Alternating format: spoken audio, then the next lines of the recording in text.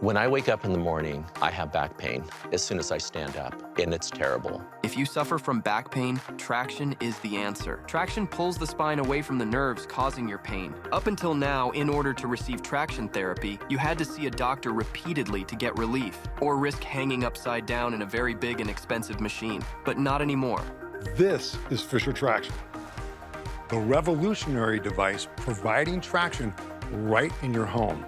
You can get the exact same traction you can get in a doctor's office, but now you can get relief from your pain anytime, anywhere. It's as easy as lying down. Dr. Jeff Fisher is a chiropractor who has treated over 300,000 patients with back and neck pain. Using Fisher Traction is as safe and easy as lying down. As he lays here in traction, the spine is gently pulled off the nerves. Then, as he occasionally pulls the release strap, the tension relaxes, which draws fluid back into the discs, rehydrating them, allowing pain relief and repair.